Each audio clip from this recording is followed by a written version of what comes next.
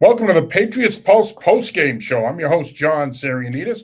And as always, I'm joined by my partner, WEEI's John Lyons. And tonight, I'm also joined by my other partner, Kevin Stone. Patriots dropped their regular season opener 20-13 to the Las Vegas Raiders. And gentlemen, I don't think any of us saw this. I think for the entire offseason, when we talked about this Patriots team, all we talked about was 8 wins, 9 wins, possibly 10 if everything goes their way. And Kevin made this point after Vrabel was hired at the beginning of the year. It'd be nice to see the Patriots in that playoff contention list at the end of the regular season. Well, after today, not much has changed around here.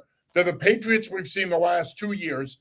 And I actually want to start with this, and then we'll litigate the game. But did we overshoot our expectations here, thinking that this team can win 8 or 9 wins? Because I got to be honest with you guys, as I'm watching the game, and we lose John Lyons, but I still have you here. As we're watching the game, I'm thinking to myself, there's no way that this team is an 8 or 9 win team. I didn't get that sense. I don't think we did, and only because Drake May was not great today. I think that's the biggest takeaway overall. He had a lot of missed throws. So overall, look, I'm still high on this receiving core. High might not be the right word, but I think they're better than people think they are. And I also think they're just better than they were today. Having said that, it was ugly. Second half was ugly. There's no way to really sugarcoat that. But I put most of today on Drake May. I really do. It's interesting that you say that, Kevin. And by the way, John Lyons will be back on. He had a little technical glitch. He's going to come back and join us here momentarily. It's been a technical glitch kind of day. It's clearly week 1 of the regular season. We've got to get our bearings here and get back into our in-season routine. But it's interesting that you say that, Kevin, that you put it on him. I don't know if I agree that I would put it all on him, but the one thing I will say, and where I do agree with you, is he did not play well. You look at the stat line, he was 30 of 46, 287. He threw the touchdown pass, 4 rushes for 11 yards, but he missed open guys 3 or 4 times. He underthrew guys. He overthrew guys. He needs to be more consistent, because when you give up 20 points, it's not ideal. You want your defense to give up less than that. But in this league, if you give up 20 points and your defense plays that well, you should win the game. They just offensively, they just couldn't consistently get into a rhythm. They'd have a couple really good drives, and then 4 or 5 possessions, they would do nothing. And that kind of became the theme in the second half. So I think, to your point, yes, he did not play well and should bear some of the responsibility here. But I also think, in my opinion, collectively, when they needed to play well, they did not play well, and that proved to be the difference. And John is back here joining us now. And John, I'm going to go back to the question I asked to begin with, which was, did we overshoot our expectations for this team? After what you saw today, is this a team that can still win 8 or 9 games? Yeah, sorry, my computer just imitated the Patriots offense and totally shut down in a key spot. But look, when it came to our expectations, maybe I was in the minority. I picked the Patriots to lose this game today. And I thought with the Raiders, the coach-quarterback combination of Geno Smith and Pete Carroll, even though it's new to the Raiders, they're not new to each other. And I think you saw that today in those key moments. They were just more on it. The Raiders were, honestly, and Brock Bowers was the best player in this game. And as far as the expectations go, and the reason I bring up, picking the Raiders today is I still think the Patriots can win 9 games, but I wouldn't be surprised if it's a 2-2 or 1-3 start, and then they find their groove in October when they play the Saints and the Browns and the Titans all in a row, and then maybe stack up some wins there. And I look at those last 2 games of the year against Miami, against the Jets, maybe they can stack a couple wins there. So, that to me, that's the path to 9 wins. I didn't expect them to come out and start 4-0 or 3-1 to start the year. And look, they had plenty of opportunities, and we'll get into it, to add more points today, to give up fewer, to really win this game. But I'm not shocked that the Raiders were a little bit better than them. Like, if they played the Raiders in November, pick the Patriots in November. But week 1 with Carroll, who, as good as Mike Vrabel is, Carroll is a more experienced coach, has worked with Geno Smith before. Their top-end talent's a little better. I'm not shocked the Patriots lost today, but that being said, they blew multiple opportunities, I think, that could have had this game come out differently. John, Kevin made an interesting point. He put a lot of this on Drake May. Do you agree Should this loss fall on Drake May? Yeah, I thought Drake May was all over the place today. I thought he had some really good throws. That touchdown throw to Douglas was a great throw. There was an early throw. I think it was on the touchdown drive along the sideline to Hunter Henry, which was a really nice throw. But then we saw an overthrow to Henry, an overthrow to Booty. We saw a couple other overthrows mixed. It was a lot of overthrow, even the interception. And I know he faced pressure on that, but that was an overthrow. The very first third down of the game was an overthrow to the right side, which you might have had a conversion there. So a lot of overthrows. Also, his feet felt like they were all over the place. Like he was constantly moving his feet in and around the pocket. He didn't look comfortable. And I actually thought, considering you have 4 new starters on your offensive line, I thought they held up reasonably well for most of the game in pass protection. They weren't perfect, but I felt he was almost acting like he was playing behind the line of last year, which was the worst in the league. I didn't think he was very sharp. Again, some good throws. Touchdown throw was great, but I tend to agree with Stone. I think he was really all over the place. If May played as well as Geno Smith today, I think the Patriots would have won. Yeah, just to your point about the Raiders, people forget what Geno did here last year. So going into this game, I'm with you there. People should not have been doubting what he can do, but I'm not concerned overall about this team at home. And John and I were talking about this before we got on. This used to be a hard place to play. People love playing here now. That's the biggest issue I have with them continuing to lose games here, but especially this type of game against the team you should beat. They need to figure this out in Gillette Stadium because, again, you need to take advantage of the bad teams when they come in here. No, I agree. Yeah, it's a great point. It is a great point. And I think that one of the things that I think it illustrates just how far they have fallen. And look, it's been we're far enough removed now from the dynasty years that it doesn't matter anymore. But if you go back to those days, in my day, if you go back to those days, this was arguably the hardest place to play in the league. When you go back to the second half of the dynasty, the mid-2010s all the way to 2018, this was the hardest place to play in the league. You didn't want to come here, especially in a big game, a primetime game, a playoff game. You didn't want to come here. You didn't want to play here. And so they've obviously lost that. And look, it's to be expected. They have been very good in recent years. Tom Brady's gone. Bill Belichick is gone. The fear factor is gone. But I do want to go back to May for a second. You made a great point, John. The offensive line played well enough for you to be better on offense. If we could sit here and say that this falls on Drake May, but I'll take it a step further. How much of this should fall on Josh McDaniels? So it's interesting too, because the Patriots took 4 sacks today, but one of them, like Drake May stepped right into when he came up in it was the one that I guess his pocket presence is really underwhelming right now. He has not progressed in that area. But is that on Josh? And I'll say that, and I'll say this. I thought to start the second half, McDaniels was calling a really good game, and then May overthrows the pick. And then it was like after that, the whole offense, McDaniels included, just seemed off. Like they couldn't, the plays that were there, the players couldn't make, but then there was a lot of guys not even open. The protection, although I think it was solid for the whole game, it felt like it deteriorated a little bit as the game went on, and I think got worse in the fourth quarter. So it just felt like after that interception, their offense, the mentality on the offense, or their execution, everything kind of turned for the worse at that point. It was interesting too, because early in the game, I thought the Raiders were dominating. They go down the field, score a touchdown. They forced the Patriots a quick 3-and-out, and they were going right down the field again until Smith threw his interception. And it was at that point, it felt like then everything changed for the Patriots. So I know momentum sometimes can be overrated in pro sports, but it felt like those 2 interceptions were real turning points in this one. And the Patriots just never recovered. I mean, let's not forget when he threw that pick, May, they had the lead and the ball at the time. And it just felt like they never recovered from that. To your point there, too, they had 2 different opportunities before the half to build on that lead. And not only did they not, you almost had the Raiders at a field goal. It was 58 yards, but if that goes in, you're looking at 10-10 at the half, and who knows how bad it gets. But and just to back that up one more time, too, the 4th down play call where they got bailed out by the PI on Mac Hollins, what is that? The one at midfield. A low percentage throw. And I know you're looking for the PI call, but and I looked at John at that time. Why not just sneak him? He's a big dude. Like, to your point, just McDaniels had an up and down day, I think, too. Yeah, and part of the problem is that coaches tend to overthink, especially early in the season. Coaches have a tendency to overthink those short yardage situations, and it drives me nuts. The 3rd and 1s, the 4th and 1s, and I get what they were doing there. They threw it up to Hollins, hoping that he either makes a play or he draws a penalty, and they get the free spot foul on the PI. But I think, again, at the end of the day, at that point, run the football. You can either sneak it with May or run the football. Earlier in the game in that situation, they came out in that sneak alignment. I refuse to call it the tush push.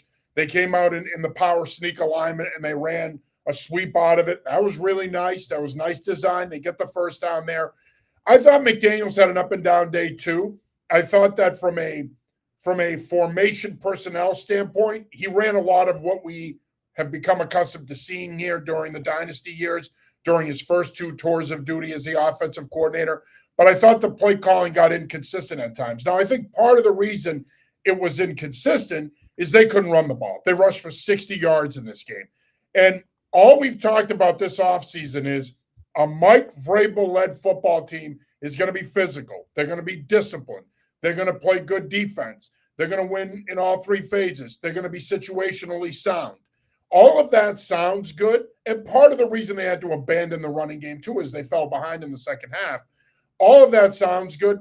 But the impetus of that philosophy is them running the football and setting a physical tone. And they couldn't do that today. And it's disappointing because you have 3 talented backs. This game was still close enough, even going into the 4th quarter, where you still could have stayed committed to the running game. The fact that they ran the football so poorly, and I spoke to a couple of players in the locker room about this after the game, they, to a man, acknowledged that sets the table for them. The fact that they couldn't set the table by setting that physical tone and wearing this Raiders front 7 down proved to be problematic because, as I mentioned, in the second half, they had to abandon the run when they fell behind. Yeah, I mean, 3.3 yards per carry today. And it felt like, too, they were not good in any short yardage situation today. And even defensively, and their run defense on the whole was really good today. And I thought, look, in the grand scheme of things, they gave up 20 points. And after that first drive where the Raiders went right down the field, they only gave up 13 points the rest of the game. So defensively, you played well enough to win. But even in a couple short yardage situations like the Ashton Genty touchdown run where he breaks through multiple tackles in a short yardage situation to score. And look, he's, I think, going to be a great back. So part of it is that. But it felt like, especially offensively, though, short yardage, they just weren't good enough. And maybe it's some of those made design runs, Kevin, you mentioned. Maybe it's just running the ball better. I don't know. But some of this goes back to, I mean, if you have first and 10 and you miss a guy for 8 yards, or you have 2nd and 5 and Hunter Henry's open and you miss him, well, then you're in third down, and that just puts you behind the 8 ball a little bit. So again, and it's just tough because it felt like they weren't that good today, but there was still a lot of opportunities they left on the table that could have won them this game. Yeah, no, I agree. And again, I think that's the frustrating part because, again, you buy into the idea that under Mike Vrabel, these are the kinds of games that they're going to win. Now, in fairness, you may not necessarily win these games early in his tenure, but as time goes on, they're going to win these kinds of games. These were games that they won during the dynasty years that made them so good. They can win a close game, but they can also come out and blow somebody's doors off. But I do think in order to win these games, you need better quarterback play. Your quarterback can't be as erratic as he was today. You need to be able to run the football. You need to be able to get off the field on 3rd down. And the Raiders were able to convert in some key 3rd down situations in this game that kept them on the field, kept the offense on schedule, and they were able to finish drives and get points out of it. And I think the other part of it, too, is it took the pass rush a little while to get going. Kudos to Chip Kelly. He did a great job saying, you know what, the weather's not going to impact my plan. We're going to come out and throw it. We're not going to play this game where we're going to try to win the line of scrimmage and establish Ashton Genty. We're going to come out. We're going to throw it. We have a veteran quarterback who we trust. We believe in our skill. We believe in our scheme, and we're going to throw to win. And they did that today. The Patriots secondary was under siege for most of this game. Now, early on, the Patriots couldn't generate much of a pass rush. They finally did, and they finished with 4 sacks. But the secondary also struggled, and that has to be an area of concern. Now, I know you're without Christian Gonzalez, but you also made some questionable moves back there, namely cutting Jabril Peppers. Do you think that affected the secondary today? How would you gauge the overall performance of the secondary? And did they miss a guy like Peppers? I think so. To start with Gonzalez, and we're stating the obvious, they definitely missed him today. I mean, Brock Bowers, 5 catches, 103 yards. Jacoby Myers, 8 for 97.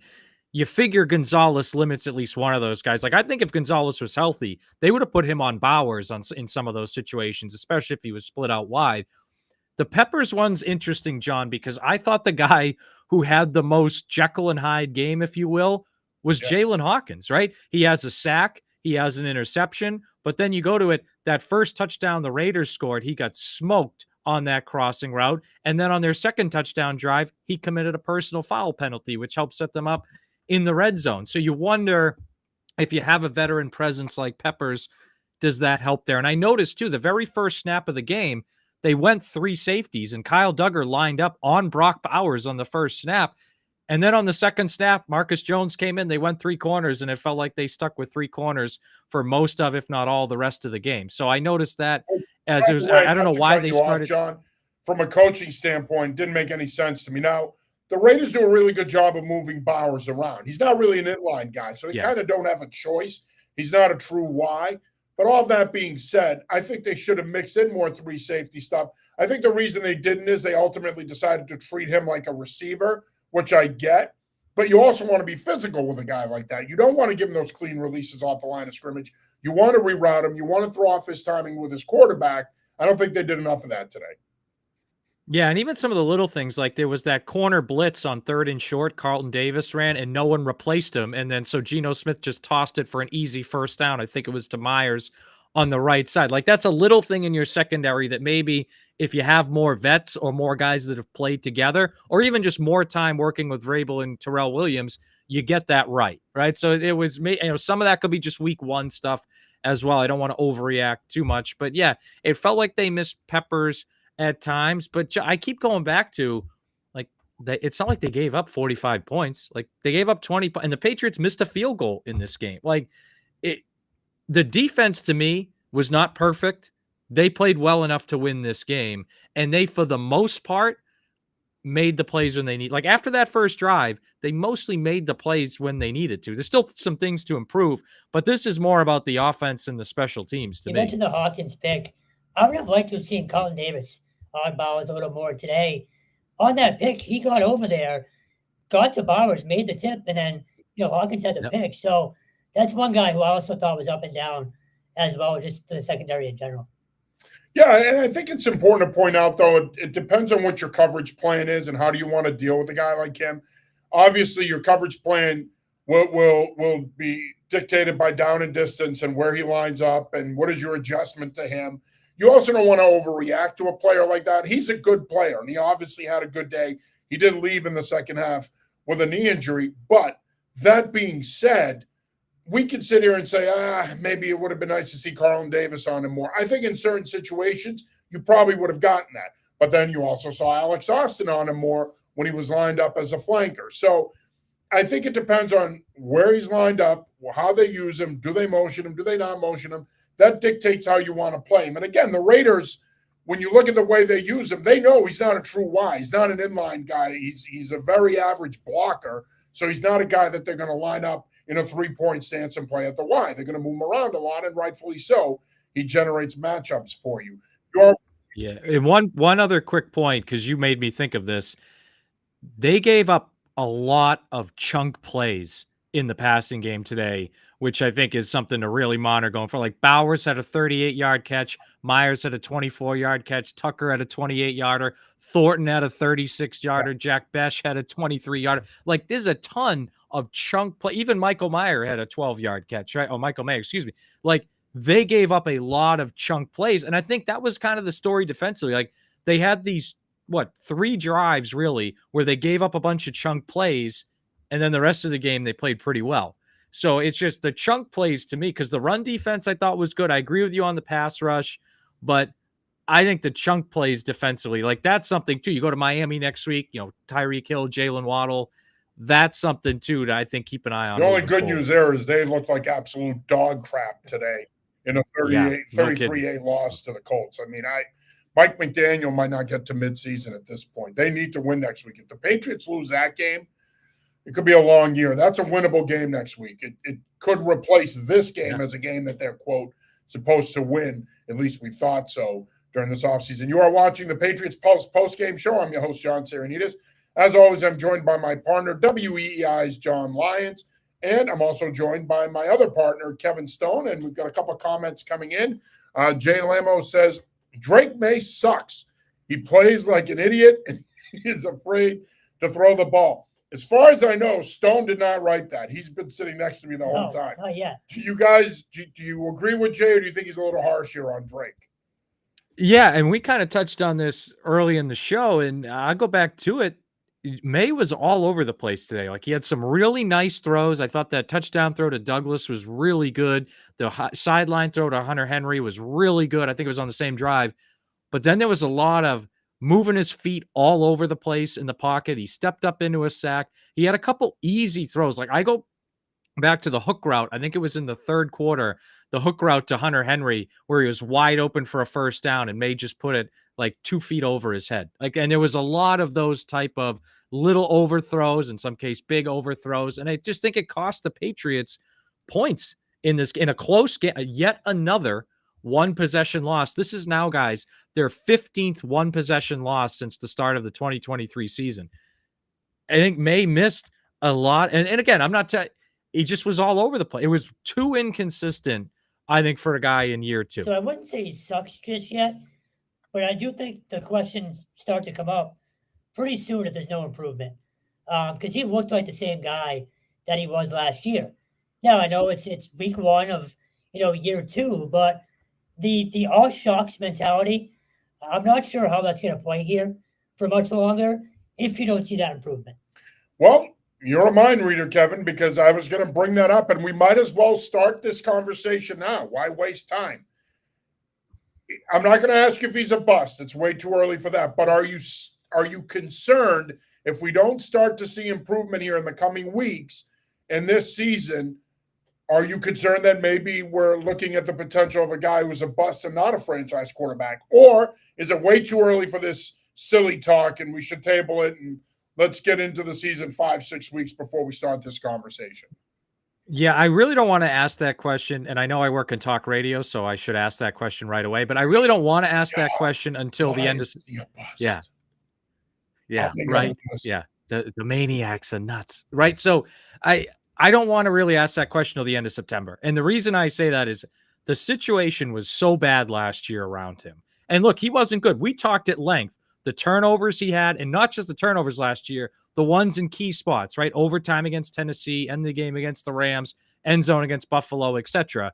But it's his first game with a new head coach, more importantly, a new OC, several new guys, 4 new offensive line starters in front of him. Let me see how he does against a Miami team that's reeling after week 1. And then let me see how he does against a well-coached and good team in Pittsburgh in week 3. And then let me see how he does against a bad but maybe improving team against Carolina. Like, if we get through week 4 and he looks a lot better than he did today, fine.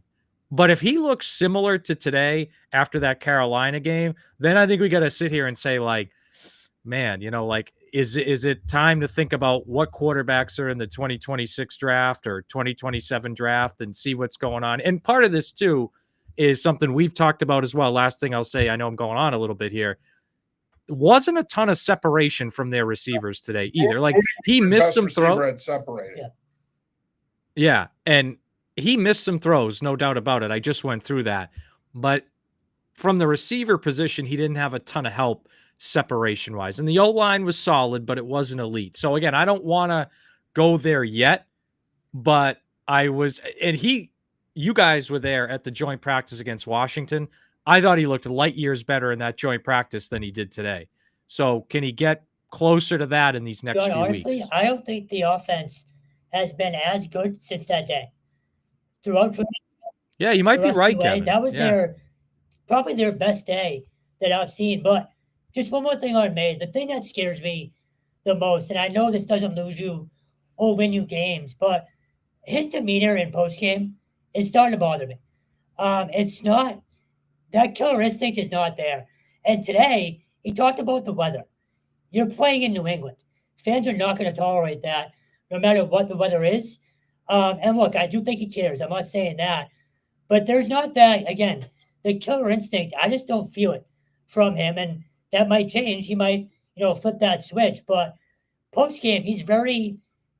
I don't want to say calm, but I don't know if he hits the lose enough just yet. Well, I don't know. I don't want a quarterback that comes out in post game and spazzes out. And no, I don't need him to do that. With all due respect, yeah, fans, who gives a shit what they think?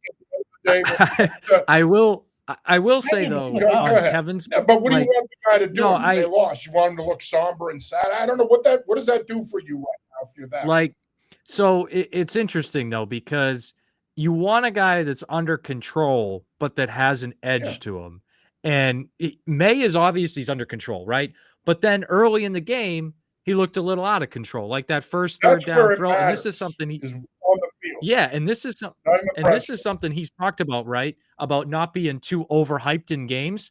Like he sailed the ball on the first possession on the third down, and then the first possession of the second half, he sailed the ball that got intercepted. So is that where the mentality, like to Kevin's point, I mean, I don't really care about the pressers that much either, but to Kevin's point about it, does he have enough balance there where he has that edge to him, but he can control it in a way that doesn't sail the ball and whatnot? So I see what Kevin's saying there. I just think, like, how does it translate onto the field? Better than I did. Well, here's the thing. My point was going to be this. When I say who gives a shit what the fans think about that, they don't care about that. At the end of the day, they want to see them play well on the field, and they want to see their team win games. And yes, are there going to be fans out there that are going to say, man, I wish this guy would show more emotion or maybe look more distressed in his post-game press conference after a loss? Sure. But at the end of the day, everybody handles losing differently. And I care more about what he does on the field than what he does in the press conference room. So, I mean, I get your point. I do. I think the folksy thing is a thing. I agree with Kevin. It's at some point that's going to wear thin around here. The shucks. Yeah. That's going to wear thin. Well, and I think you go back to like when Mac Jones was doing breathing exercises on the sideline after drives, you're like, all right, like, is that a red flag? Is that just, and then over time, you're like, does this guy have mental toughness? I mean, we talked about, we're like, does this guy have enough mental toughness to be a starting QB?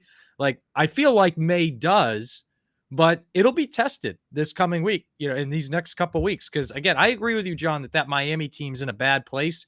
You're still going down to Miami in September. Like that's coming. Yeah. Let's not forget he's a captain now, so we're gonna find out. We're gonna find out quick. Yeah. Let's get to some of the comments here. We've got quite a few of them.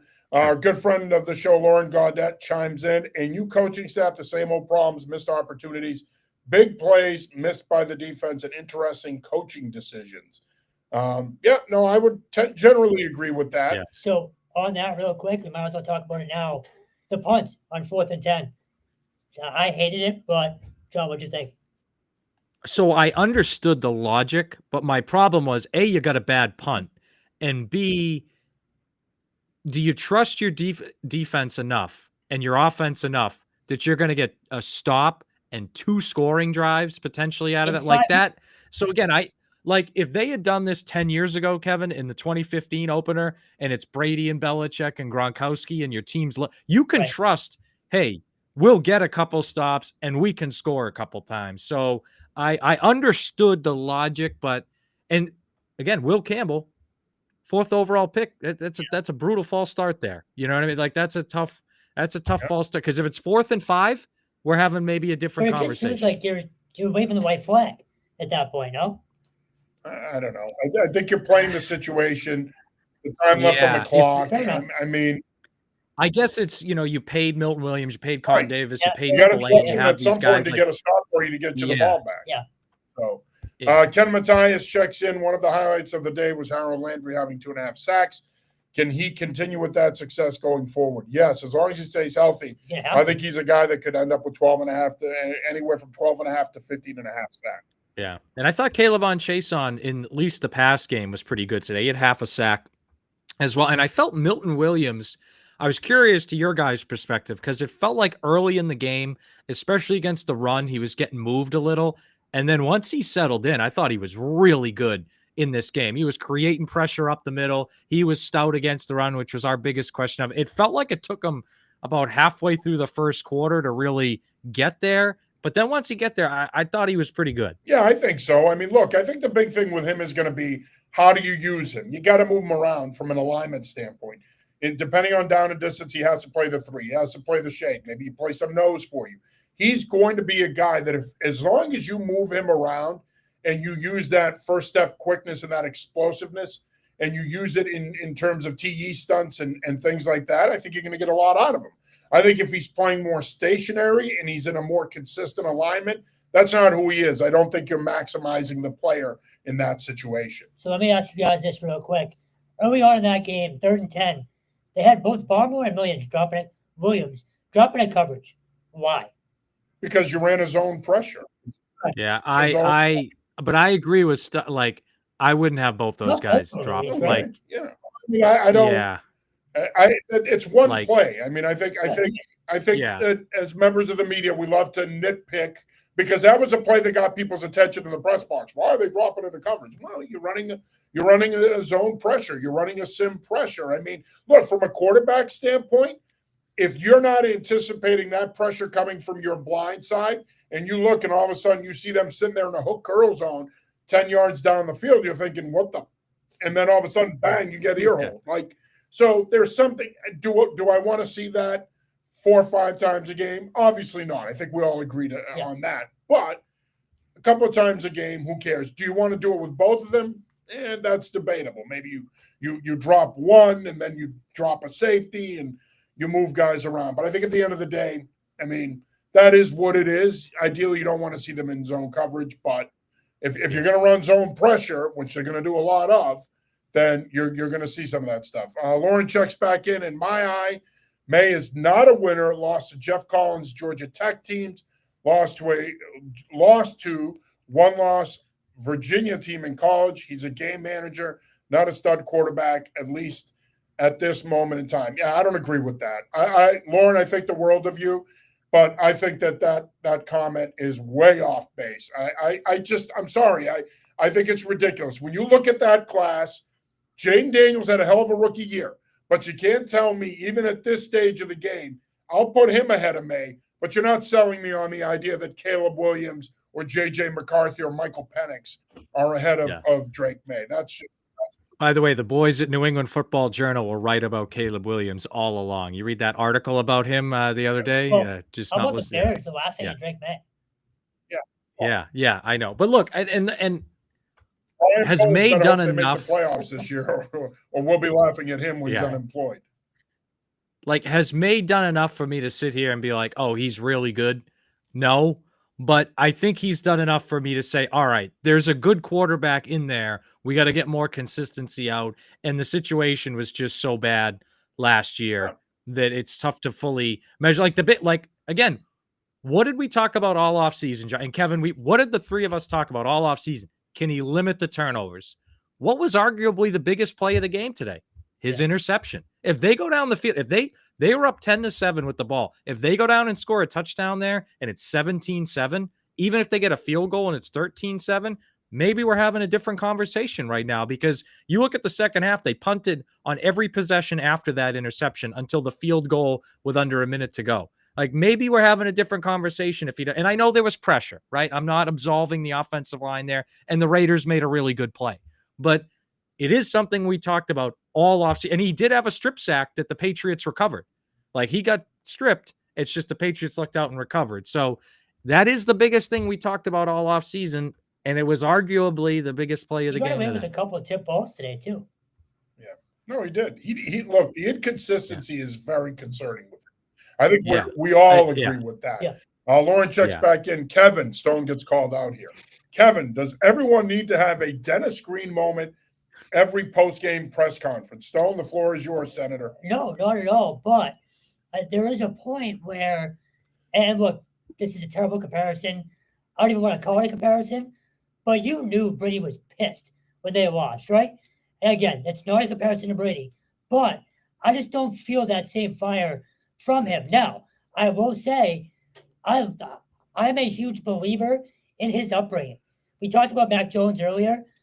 He's the antithesis of Mac Jones, in my opinion. I think dealing with his brothers growing up and playing competitive sports, not just tennis, I think it helped him, and I think it'll help him in the NFL. I just want to feel it more from him. That's all. Well, I mean, what's wrong with Mac Jones growing up playing tennis? We're not going there right now. And so he thought he was Yvonne Lundell. What's wrong with that? Lauren checks back in on that last punt, 3 timeouts left, had Gino to a 3rd and long and gave up the first down on a back foot lob. It was the right idea, poorly executed. Yeah, I think that's fair to say. Yeah. I mean, that 3rd down conversion they get, like that was all right. tough. More comments. They're flying in. You can tell it's week 1. Will Henderson be implemented in the offense going forward? Yeah, I mean, they used him today. 17 touches? 17 touches, and they used him today. Was it really 17? so. Wow, okay. I didn't even, Oh, yeah. I mean, he did have the most rushing yards on the team. It was just 27, I which had is to not remind Kevin ideal. earlier that his name was Kevin. But to Stone's point, either way, whether it was 17 or not, I thought they made a concerted effort to get him the ball today. Jacob Ryan checks in. Jacob, thanks for checking in. Josh McCloniel. Oh, McClown. Josh McClown. That's a new one. That's a new one, Jake. I haven't heard that one, Jacob. I work in talk radio. I haven't heard that. Josh McCloniel strikes again. Dumbass move to hire that guy. It's refreshing to see the McDaniels. Yeah, it's Joe Murray in disguise. It's refreshing to see the anti-McDaniels crowd coming out today. Freudian slip there by me. Coming out today and attacking McDaniels. And you know what? It's warranted. Yeah. I think they have plenty to complain about. I don't blame them. I'm a huge supporter. I'm a huge supporter of the hire, and I think he will be very good. But it was inconsistent, especially after that interception. I felt like things were inconsistent. Jacob goes on to say McDaniels without Brady equals 5-12 every bleeping time. When will people understand he's a loser? No. Should have watched our shows breaking down his 2008, 2016, and 2020. I mean, I go back to that. I don't give a rat's ass what he did in Denver and Vegas. 11-5. Exactly. I look at 08, 11-5. I look at 16. He manages the whole Brady suspension thing. They go 3-1 with Garoppolo and Brissett. I look at 2021. Mac Jones threw 23 touchdown passes as a rookie. They went 10-7 and made the playoffs. I thought he did a good job when he didn't have Brady here those 3 years. And one thing to add about 2021, they had the 4th fewest 3-and-outs that year. Top 10 scoring offense and 4th. Today, you had some 3-and-out. Like, that's something you want to clean up. At one point. Yeah. That was the year when they went in. They came out of the bye.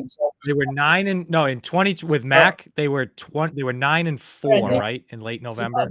Yeah, they were the ones. They were the 1 seed though in like November. They had that late bye. They imploded. They played the Saturday night game and they had the block punt against the Colts that Saturday night. Still haunts my nightmares. Lauren checks back in. I had a comment you missed. I'm not always the biggest McDaniels fan, but I would like to see him accommodate May's air raid background instead of forcing so many pocket progressions right now. Lauren, you're 0 for 2 with me. I couldn't disagree with you more. Stop with the air raid talk. He needs to learn how to play in this system.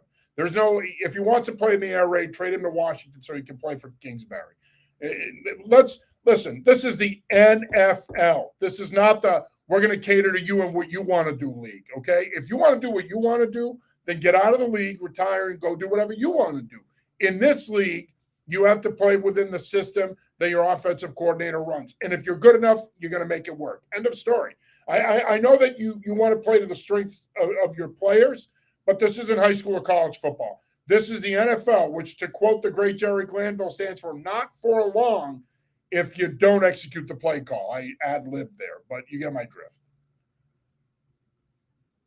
Yeah, and I don't know, like the way May looked in training camp in that offense, he looked really good. Like, I expect he will get better in that. Like, I don't know. Like, the McDaniel stuff to me is aggravating, and because I just think over the year, and we've talked about this, no one ever wanted to blame Belichick for a mistake, and no one ever wanted to blame Brady. So they blamed everything on McDaniels in those rare instances when things went wrong. And I think you got to zoom out and you got to look at his work without Brady, John, like you mentioned, and you look at that system and you look at putting May in that system. I think it can work really well. It didn't today, obviously, but I think it can work really because it's worked with multiple different style of quarterbacks. And so I think you can see it working with May. And again, are we having a different conversation if Drake May doesn't overthrow Hunter Henry a couple times and overthrow an interception? Maybe we are. Yeah, no, maybe we are. And I think to go all the way back to the beginning of the show and to Kevin's point, a lot of this ultimately does have to fall on May. But as much as you and I defend McDaniels, a lot of this also has to fall on him as well. And like Lauren said, a couple of questionable coaching decisions there. You can definitely debate the punting there on the fourth down. Dante Harvey joins the show. Raiders fan here. You guys, D-line killed our offensive line. Great game, guys. Thanks, Dante, for checking in. Always great hearing from the other side. Appreciate that. All right, gentlemen, here, final thoughts before we wrap it up on what has been a busy day here in week one at Gillette Stadium. Again, the Patriots lose their 2025 season opener to the Las Vegas Raiders, 20-13. Final thoughts? John, I'm going to start with you. So when Mike Vrabel was hired and Josh McDaniels was hired, we all said, hey, these guys are really good coaches. McDaniels' case, I think, a great OC. And one of the things we talked about is they're going to get better as the year goes on. So you look at today, a lot of missed opportunities, a lot of mistakes. And again, there were some good things, but missed opportunities. They're going to go to Miami next week against a team that's reeling. And I think there's real problems in Miami. If they look better, then we can feel good about where they're at with Vrabel McDaniels. If they look exactly the same as today, then there's going to be maybe some hard questions, not necessarily about Vrabel directly, but about a lot of people around here. Because I think when you look at some of the things they missed today, whether it was open guys that got overthrown, occasional missed tackles, a missed field goal, which we didn't even talk about that much, which made a huge difference in this game, and some play calls that were iffy, especially in the second half. Do those things look better? Because I thought, again, their end of first half management today looked better than it did last year, but can it look better next week than it did today? Same thing with their end of game stuff as well, not giving up a big third down conversion. So these are good coaches. I believe it. We've talked about it. This is going to be a week that it should show, right? They should be better against Miami than they were today, and they should be good enough to win against Miami if Miami is what we saw against the Colts today. You spent a lot of money on some big name guys. And post-game, Mike Vrabel said, we're going to learn about our leadership this week. I am curious to see how this team responds, basically to your point, but particularly the Landrys, the Robert Spillanes, those guys. How do they lead this week? And I know it's early, but I consider next week a must-win game. I know it's only week 2, but again, if you do go to 0-2 and it looks ugly, or to your point, if they look the same, well, do guys start side-eyeing the captains and the leaders already? So, and again, I know it's only week 2. They're not going to completely implode, but I'm very curious to see what this week of preparation looks like for this team. Yeah, I don't know if I'd go as far as saying it's a must-win, but the one thing I will agree with you, though, is that if you lose this game, now you all of a sudden have a tough Pittsburgh team coming in here in 2 weeks. And while, yes, you have back-to-back home games, now all of a sudden you're scratching and clawing just to get back to 500. So ideally, even though Miami has been a house of horrors for them through the years, ideally you go down there and win next week. They go to 0-2. You start burying them. You get to 1-1, and now you're feeling pretty good about yourself with back-to-back home games the next 2 weeks. So is it a must-win? Probably not. I mean, you could still overcome an 0-2 start, but ideally you want to be 1-1, and you want to be building some momentum going into those 2 home games. Oren checks back in. I agree with you, John. May has to play to the system, but there has to be a bridge. Look at Reed with Mahomes and Kingsbury with Daniels. I think the correct staff is in place right now. That was last year, though. That was last year. That's your bridge year. And Kingsbury's going to do what Kingsbury does. He's going to run his air raid offense. And Reed's going to do what he does with Mahomes. And if you remember, he started to graduate Mahomes away from some of the gimmicky stuff that he did in year 1 and even in year 2 with him. My point is, you can run some of the concepts both in the run game and pass game that he ran at North Carolina. But at the end of the day, he's got to be able to fit your system, and he's got to be able to run what you want him to run. If he can't do that, you're in for a long year. You can cater to him a little bit for sure, but I still think McDaniels needs to be able to run his system. As far as a final thought for me, look, Vrabel said it best after the game. It's really going to be about how this team responds now. And a couple of the players in the locker room told me the same thing after the game. All right, how do we respond? Who are our leaders? Who is going to emerge and help us get past this and move on to the next game? That's the other thing they talked about was the 24-hour rule, right? We can't dwell on this. We lost. It sucks, but we got to move forward now, start getting ready for Miami, and go down there and win a football game. So, in summation, at the end of the day, to quote a once great coach who's no longer allowed to come around here anymore, we're on to Miami. So there you go. And by the way, Lions, any thoughts on that? Do you buy Belichick telling us that he's not allowed to come here anymore? Kraft did come out and say the other day in an interview with our good friend Dan Roach that he wants to build a statue for Belichick when he retires from coaching. Well, I was at Brady night in June of 2024, and Bill was welcome back for that. Yeah. So I'll just say that. I don't know. And maybe it's different now. It feels like the bad blood's gotten worse since then. But look, I said this on EEI. I've said this multiple places. I understand if Belichick and Kraft don't like each other, but to bust the balls of a bunch of scouts, some of which that Belichick hired himself, who are just trying to do their job, like, come on, man. Like, you know, like and the three of us, we've been here 20 years. We appreciate everything he did. He's the greatest coach of all time. I'll always feel that way. But you're really going to bust the balls of a Southeast area scout and a national scout because you don't like Bob Kraft? Like, and really? Not only that, you're screwing your kids over. Yep. It does. It hurts recruiting. Right. Like if I work at NC State or I work at Duke, I'm texting my recruits saying, hey, you know, if you go to UNC, not all the scouts will see you. Right. Like, just say it. Yeah. Well, and I think it reinforces the notion that he's not going to be there very long because he is not adapting as well to the college game as I thought he might have been or would, right? Like you can't play these stupid ass games. These especially in this day and age with the transfer portal, the players hear that they've got one foot out the door, man. If you're not going to help them get to the league and make money, they're not going to stick around. They're going to go play somewhere where they think that coach and that staff is going to help them do that. They picked you. It's the same thing at Boston College with Bill O'Brien. It's the same thing at UConn with Jim Mora. They picked you because they believe your NFL experience is going to help them develop and then eventually help them get into the league. And all of a sudden, you're restricting the Patriots from coming around. And supposedly, Ben Albright had put out something on X the other day as well. It's not just the Patriots. Apparently, there were some Broncos people that weren't allowed there. It sounds like it could be other teams. I don't get it. It doesn't make any sense. He's cutting his nose to spite his face. It's stupid. And this bad blood thing between him and Kraft, quite frankly, I'm over it. I've been over it. It's great that you have bad blood. It's time to move on. And hey, I don't know. Maybe it's time for Bill Belichick to move on, boys. I mean, they only beat Charlotte 20-3 yesterday. So instead of expending your energy on keeping the Patriots out of your practices, how about you coach your team better to beat a team that you should have beat by 30, 35 points yesterday? How about you do that? Coach your team better so that you can beat the teams you're supposed to beat handily, and coach your team better so that you can compete in the games you need to compete in to be a legitimate contender in your conference and nationally. So he's got bigger fish to fry than what Patriot Scout is on campus and which one isn't. All right, that'll do it for this week's episode of the Patriots Pulse postgame show. Again, the Patriots dropped their season opener to the Las Vegas Raiders, 20-13. Disappointing start. Do they bounce back next week against the Miami Dolphins? We shall see. For WEI's John Lyons, my partner Kevin Stone, I'm John Serenitas. We will be back with you next week after the Patriots-Dolphins game. Until then, have a great week, and as always, peace. See ya.